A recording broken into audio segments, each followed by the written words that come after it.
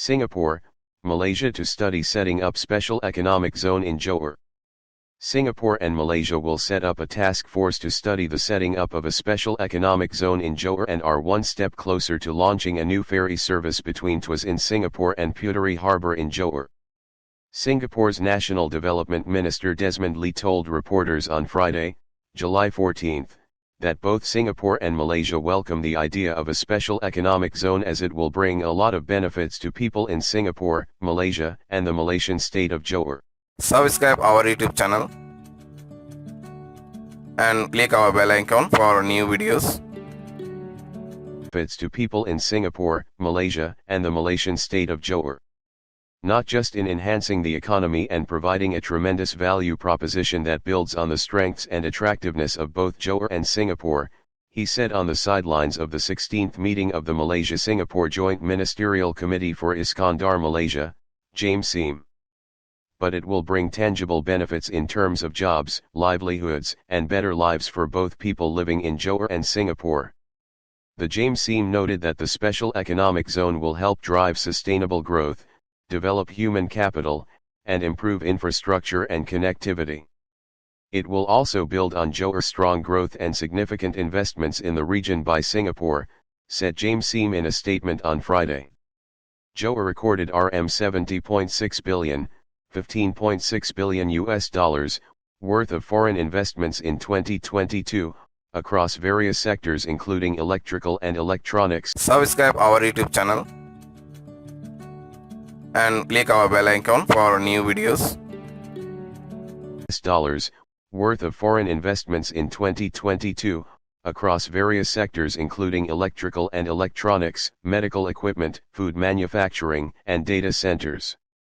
The task force studying the Special Economic Zone will give a progress update at the 10th Singapore-Malaysia Leaders Retreat, to be held in Singapore later this year.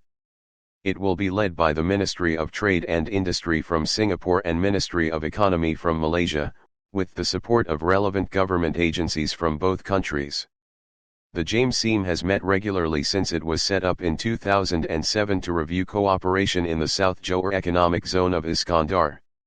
Last year, the committee said a transportation work group will study how to improve cross-border connectivity for pedestrians and cyclists and the feasibility of a new ferry service between Tuas and Puteri Harbour. During an official visit to Singapore in February, Johor Chief Minister An Hafiz Ghazi had proposed this ferry service to ease congestion on the Tuas Second Link. Commercial operators in Singapore and Malaysia will be starting discussions to assess the commercial viability of a potential new ferry service between Puteri Harbour and Tuas, James Seam said. It did not provide further details on where in Tuas the ferry would depart from.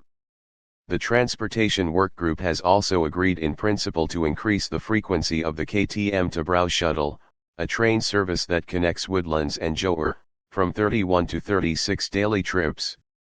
The new schedule will commence once agencies on both sides work out further details. Special Economic Zone. Mr. Lee said the task force studying the Johor-Singapore Special Economic Zone will first have to draft its terms of reference and broad areas of collaboration. Special economic zones refer to geographically delimited areas within a country's borders that offer well-developed industrial spaces with special legal regimes, rules, institutional environments, and incentives.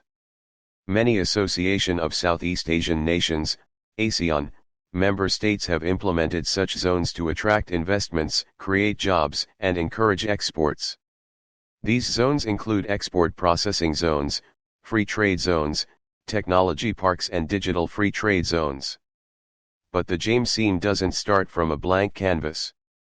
Many work groups have done very good work, whether it's on transport connectivity for the people, innovation, business ecosystem, environment, tourism, technical and skills training and all that, Mr. Lee said.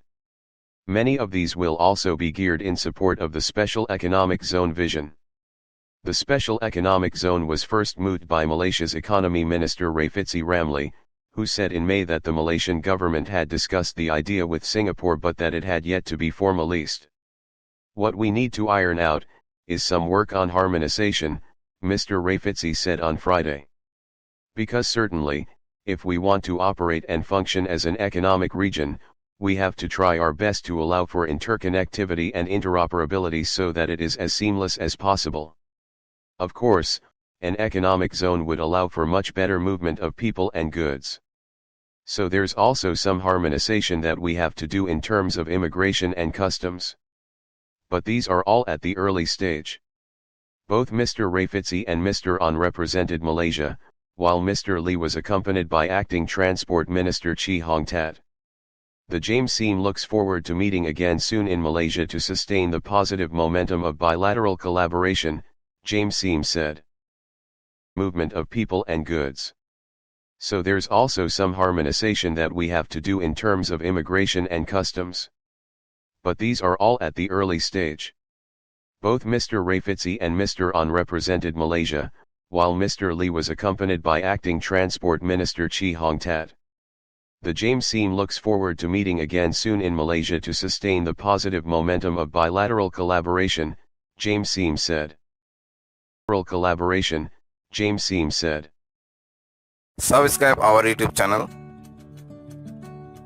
and click our bell icon for new videos.